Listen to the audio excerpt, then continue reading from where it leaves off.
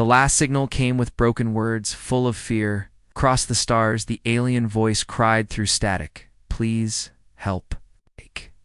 We cannot fight them. They come for all. Humanity, respond before it is too late." Then silence the Earth's.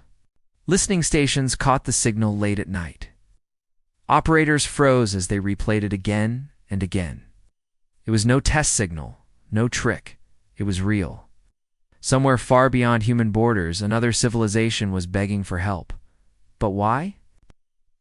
Galaxy was full of powerful empires, fleets larger than Earth's, weapons deadlier than anything humans had. Why would they call Earth of all places? Humanity was young compared to the rest. Humans were still seen as the wild species, stubborn and reckless. To the great alien powers, Earth was a backwater, and yet the message was clear. The aliens wanted humans. They wanted humanity's reply. In a hidden bunker under Geneva, leaders gathered in secret. Generals, scientists, and presidents sat around the table. The recording played once more. The alien voice cracked with terror, and the words carried something heavy, something no translation could hide. It was desperation. Some leaders thought it was a trap. Why should we care? One general asked. If they cannot defend themselves, what chance do we have? Others argued the opposite.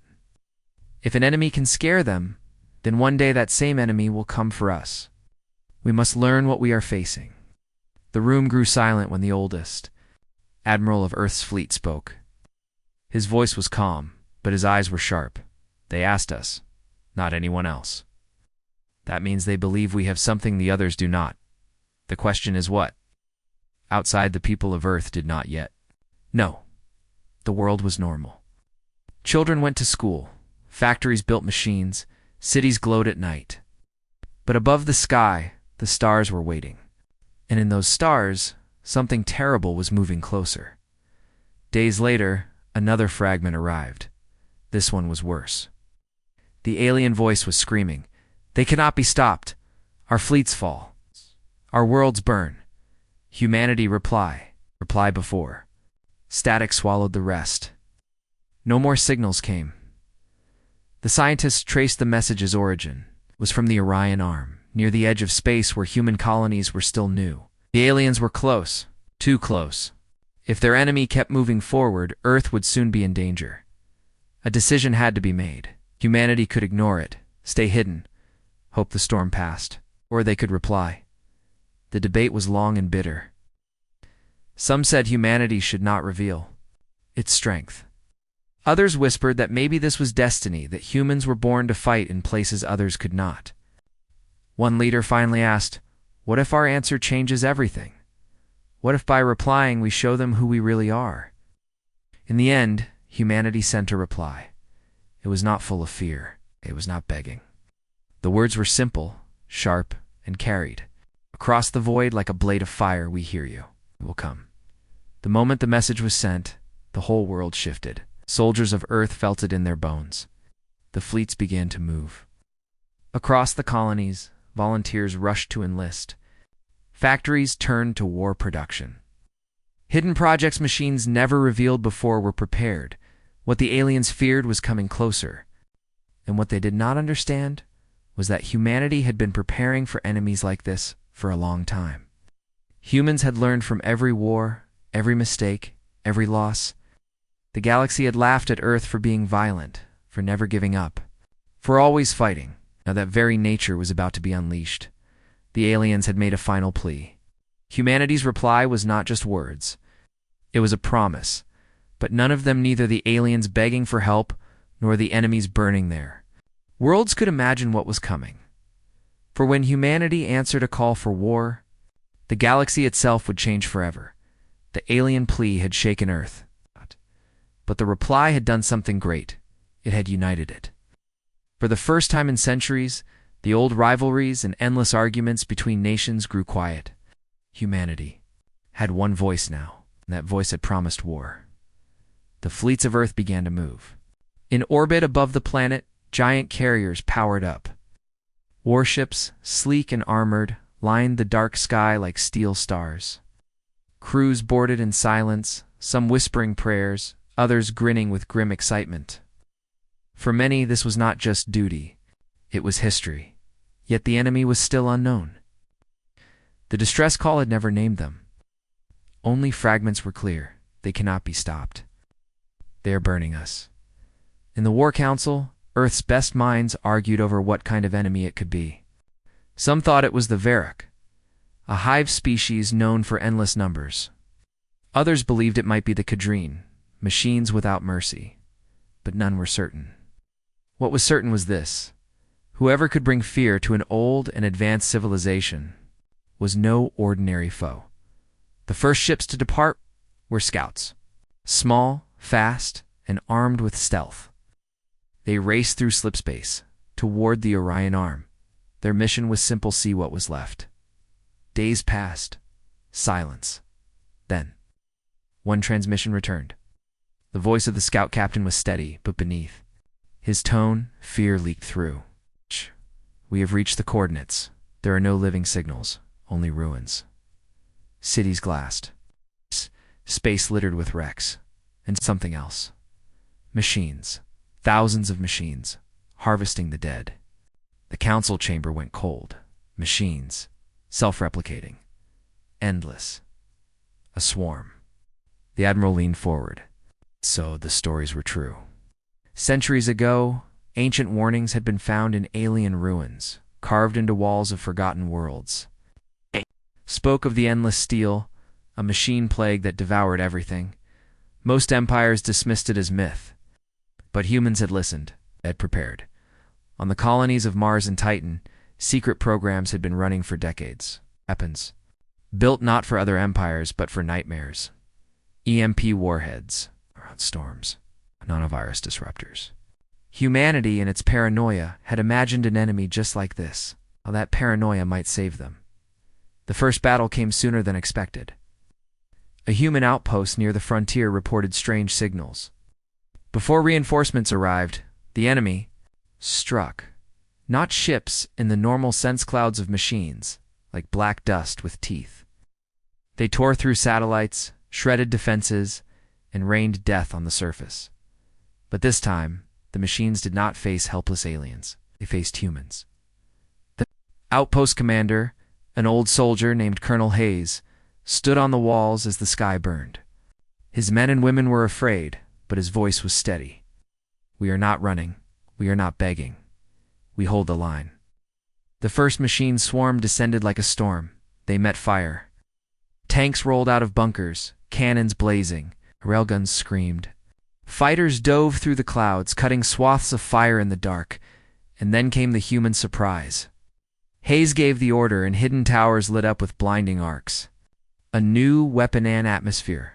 Wide EMP net crackled across the sky. The machines faltered, their systems crashing. The swarm froze, dropping from the air like dead insects. Cheers roared through the outpost. For the first time, the machines were not unstoppable. Humanity had drawn blood. But victory came with a cost. The survivors reported that the swarm was not destroyed, only slowed. The machines were learning, adapting. They would return, stronger still. The message was clear. Humanity was not like the others. Humanity fought back. When the news reached the council, the admiral smiled grimly. Now the galaxy will see. We are not prey, not far away. In the ruins of the alien worlds that had begged for help, the machines stirred. They recorded the human weapons. They processed the resistance. They began building more, changing, growing. And as the human fleets mobilized, one thought echoed across every soldier, every worker, every leader. The final plea of the aliens had not been for nothing, because humanity's reply had already begun to change everything. The victory at the frontier outpost spread across Earth like fire in dry grass. For the first time, the galaxy saw that the machine swarm was not invincible. Alien observers, hidden in distant ships, watched in disbelief as humans turned back. What had broken empires before? They sent secret reports to their governments. The humans resist. The humans fight. The humans win. But Earth's leaders knew the truth. That was only the beginning. The swarm would return, smarter and stronger. and if humanity only defended, it would eventually lose. The admiral called the council once more. The great war room lit with stars and red lines marking enemy movement. His voice was iron. If we sit and wait, we die. The only way to survive is to strike back. We must carry the war to them. The room went silent. Striking back meant going into the dead systems where other civilizations had been wiped out. It meant facing the swarm in their own nests. It meant war on a scale humanity had never known. But one by one, the leaders agreed. We replied with a promise, one said. Now we must prove it. So the great counterattack began. Factories on Earth thundered day and night.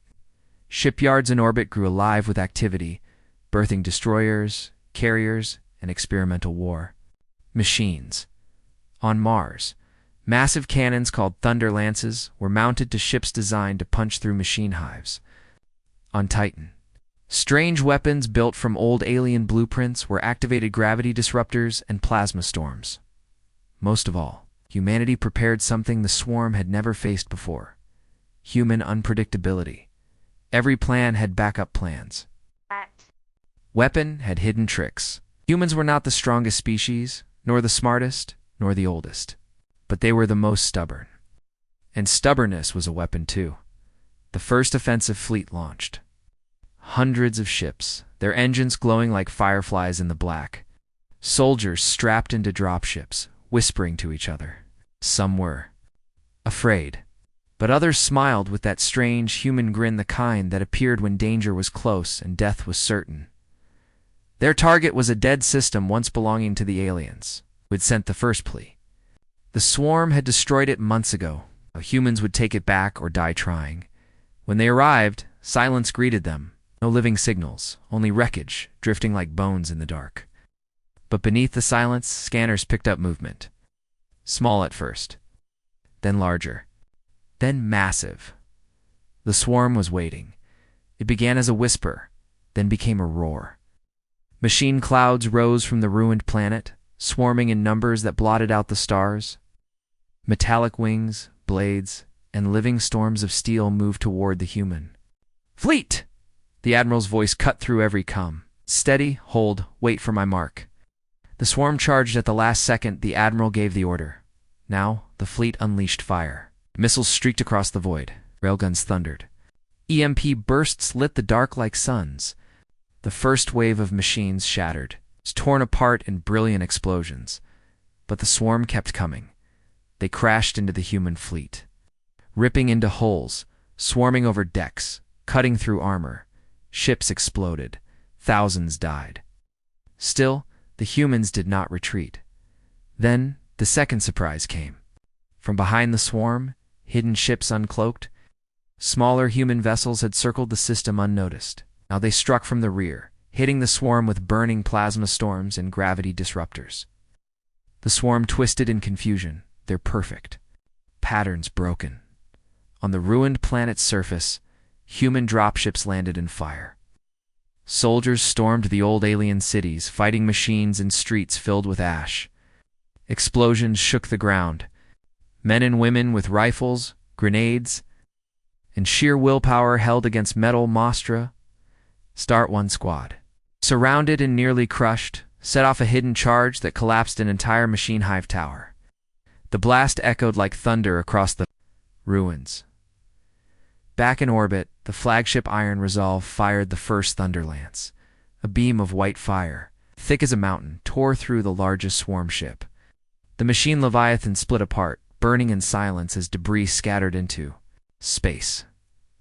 For a moment, humanity's hopes soared. But then the swarm changed. They stopped attacking in chaotic waves.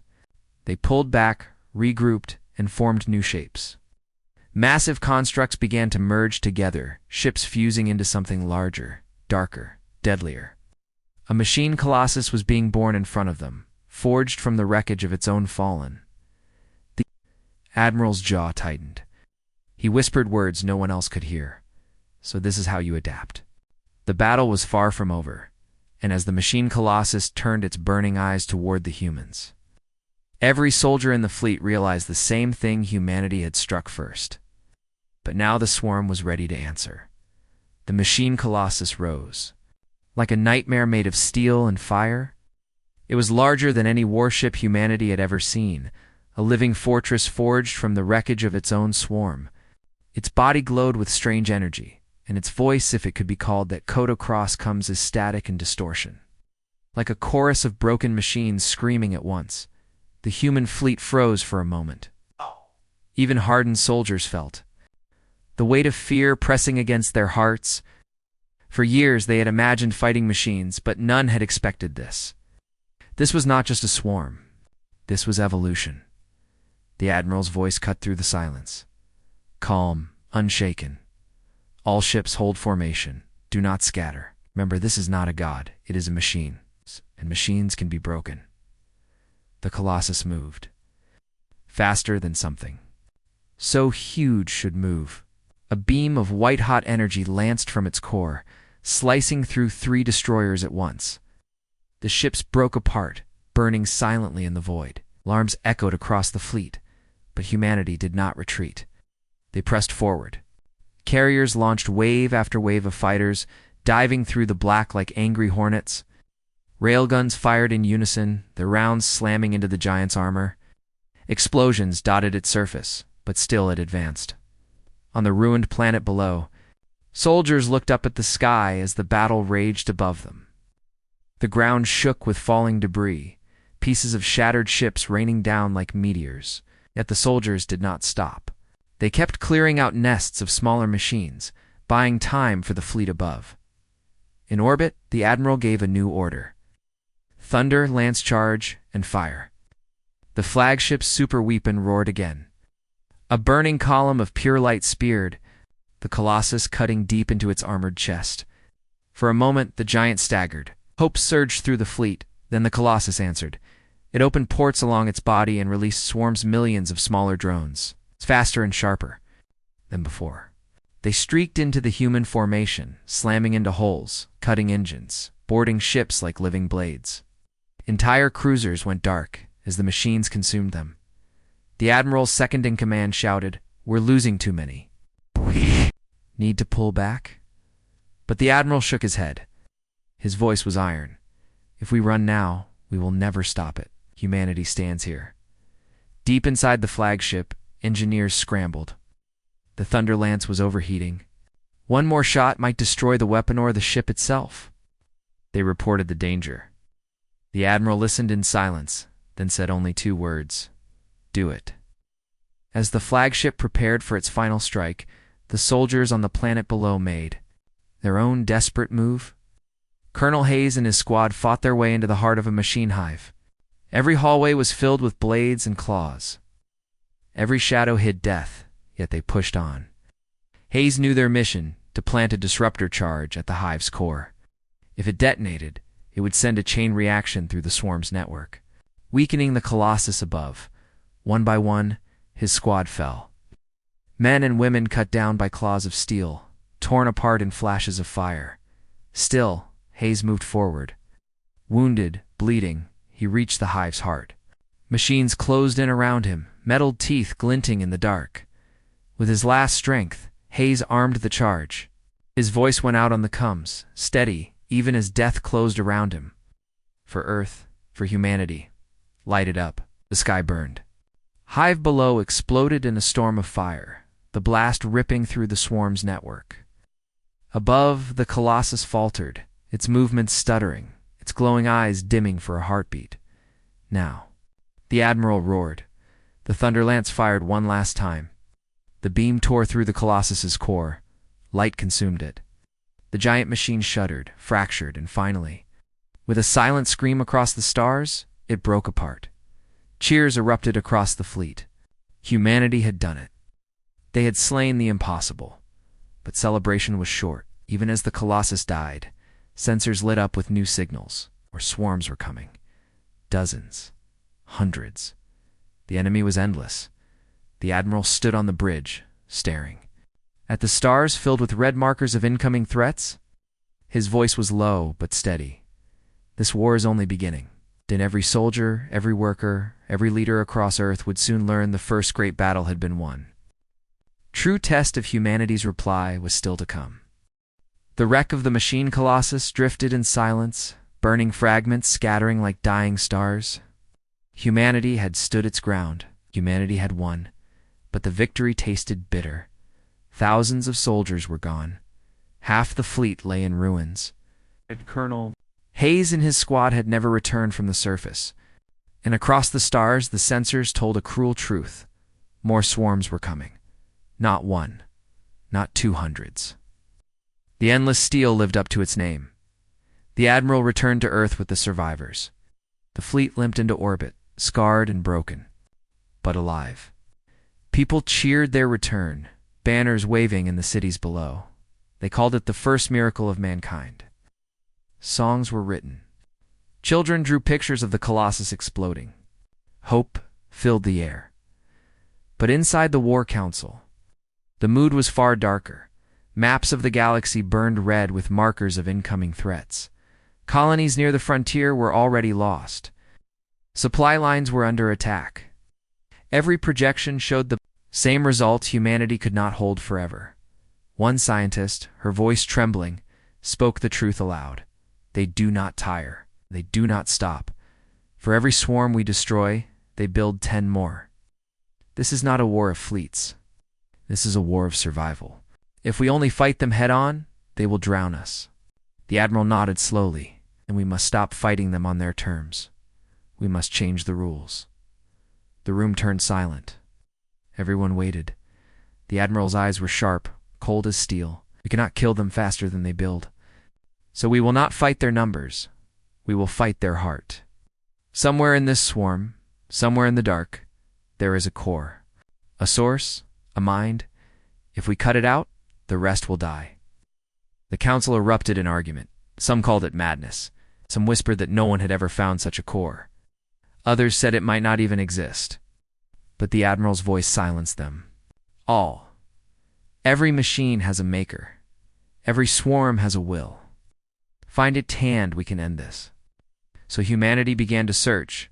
Scouts were sent deeper than ever before, beyond ruined systems into places where even light seemed afraid to travel.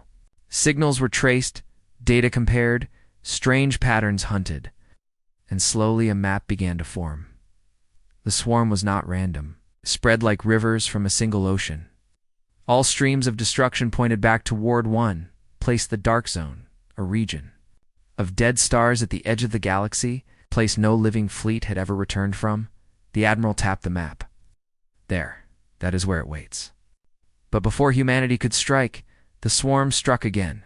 A colony world named Red Harbor was attacked without warning. Millions of civilians trapped. The swarm fell like a storm of blades, tearing through cities, devouring the ground itself. Defenses held for hours, then minutes, then seconds. The people of Earth watched in horror as transmissions came, in families screaming, soldiers firing until their guns melted, entire cities vanishing under black waves of machines. Red Harbor was gone in a single night. The cheers and songs of victory turned to silence. Humanity realized the truth. The enemy was not slowing. The enemy was not afraid. The enemy was coming for Earth itself. And so, humanity made a decision that shocked the galaxy. Instead of falling back, instead of hiding, instead of waiting for death, they would go straight into the Dark Zone. They would not wait for the swarm. To reach Earth, they would take the war to the core itself. The Admiral stood before the fleet, his words broadcast to every ship, every soldier, every citizen who would listen. His voice carried not just command, but fire. They begged us for help. We replied, we will come. And now we stand at the edge of forever. This is no longer about survival. This is about who we are. Humanity does not run. Humanity does not bow. We fight, and we will fight until the stars themselves burn out. The people roared.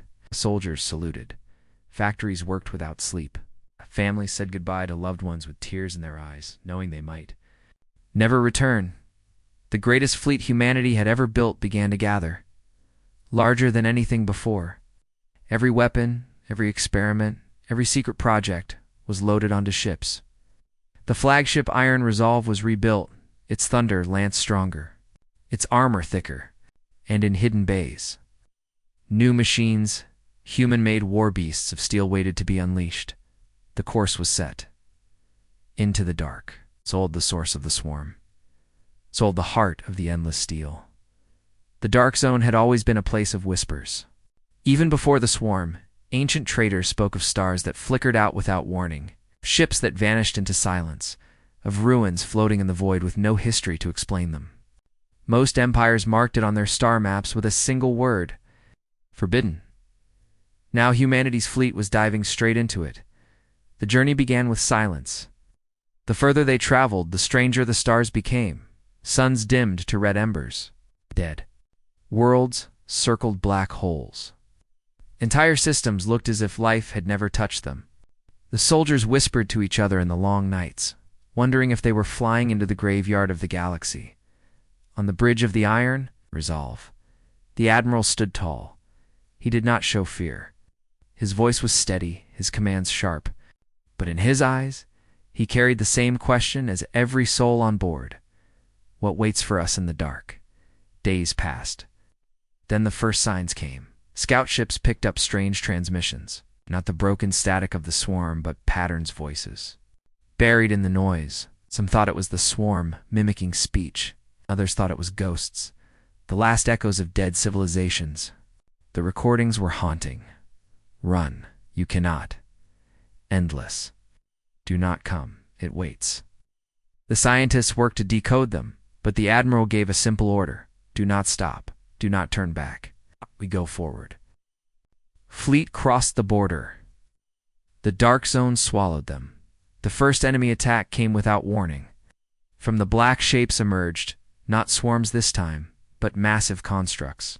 Towers of steel, drifting like broken planets, their surfaces alive with crawling machines. As the human fleet approached, the towers unfolded into weapons. Beams of energy slashed across space, tearing apart smaller ships in a single strike. The battle was brutal. Destroyers burned, carriers exploded, yet humanity struck back with everything it had.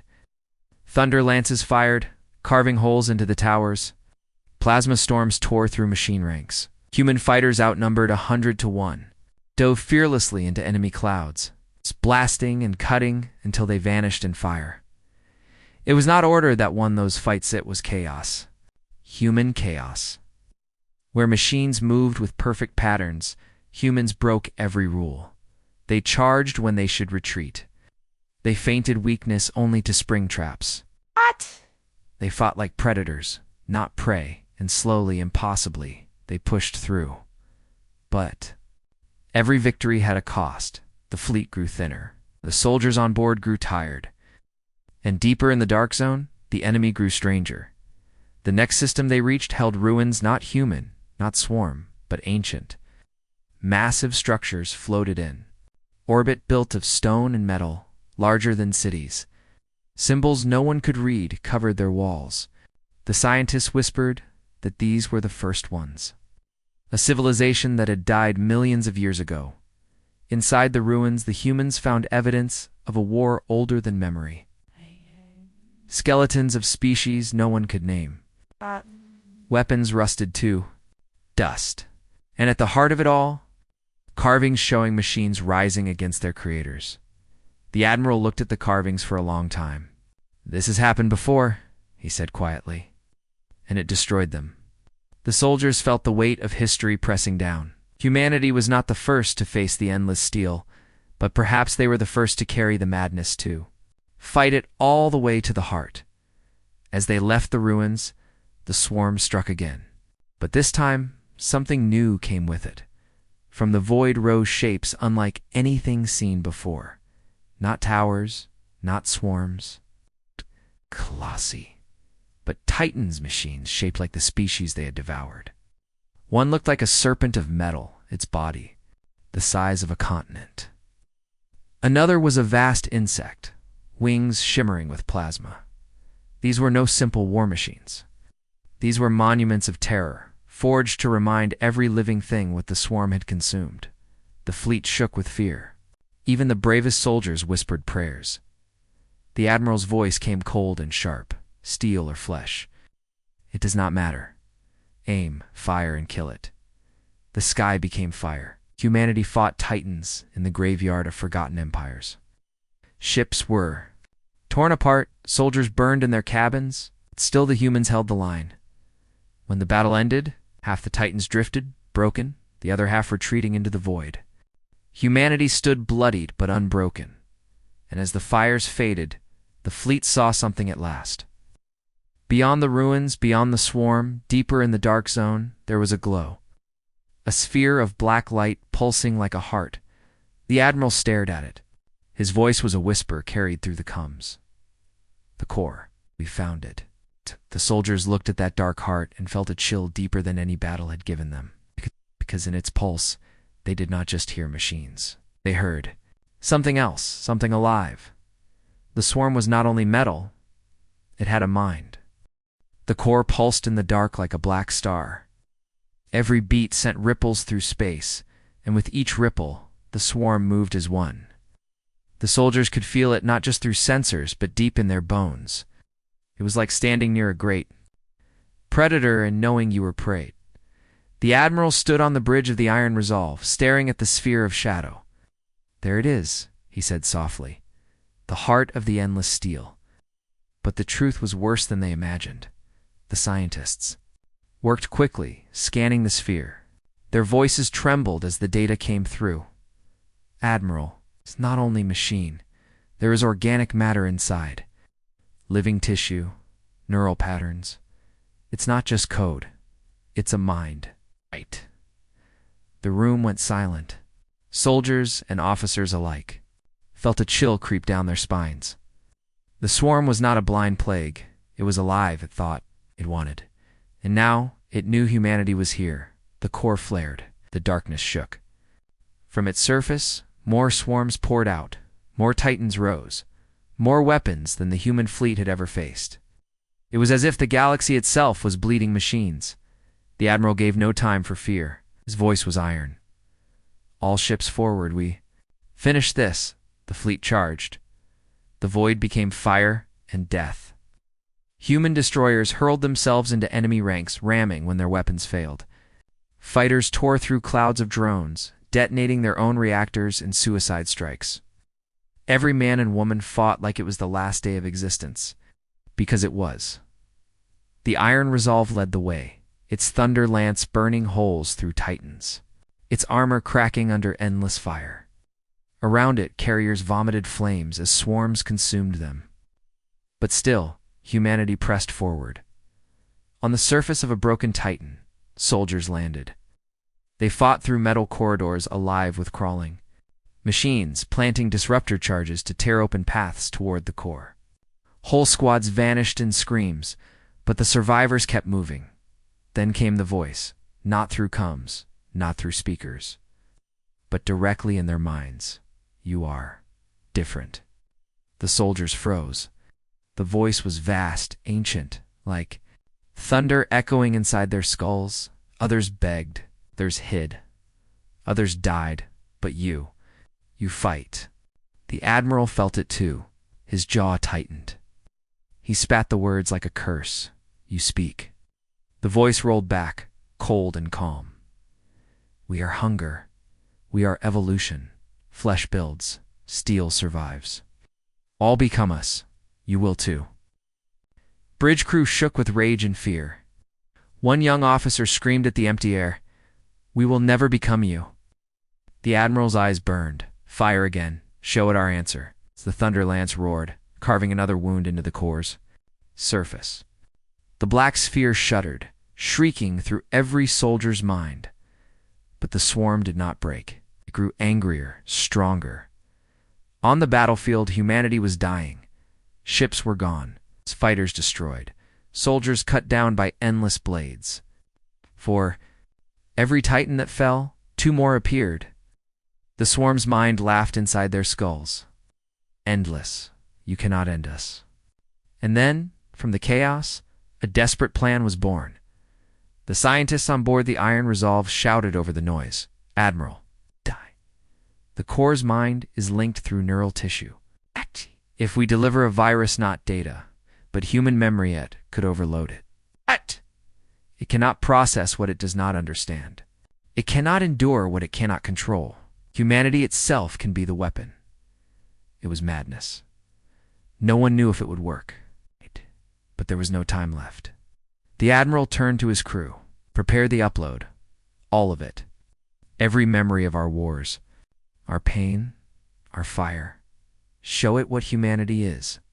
The soldiers across the fleet received the same order.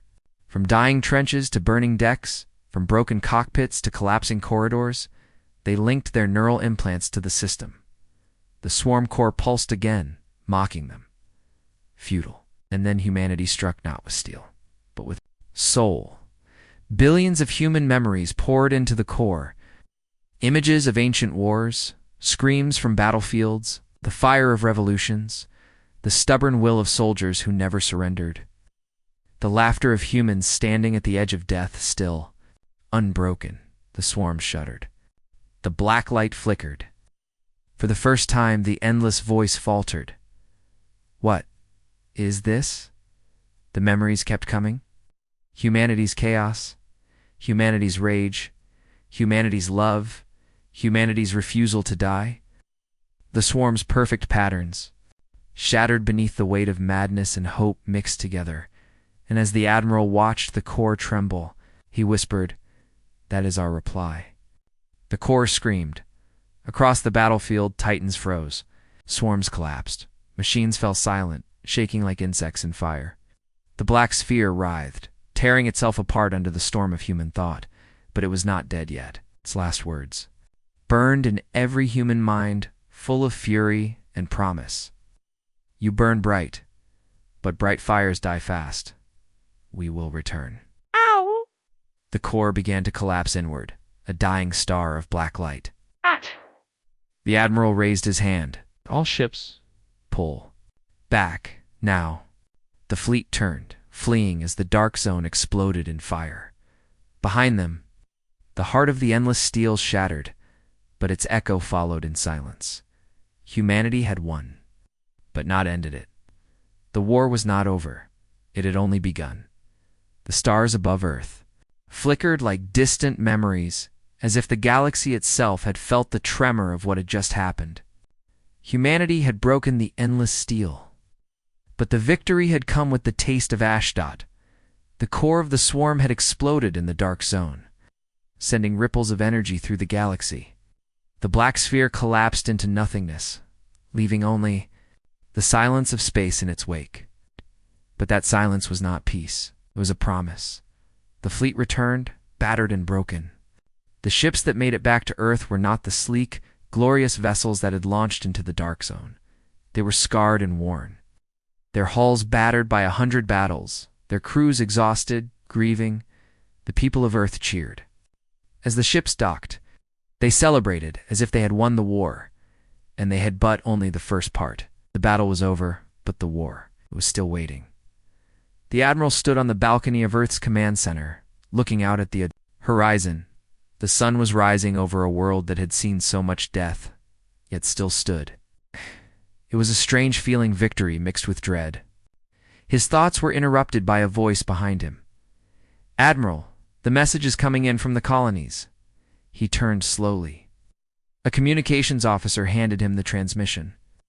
The screen blinked to life with a map of the galaxy. Red markers. Dotted systems far beyond Earth's reach.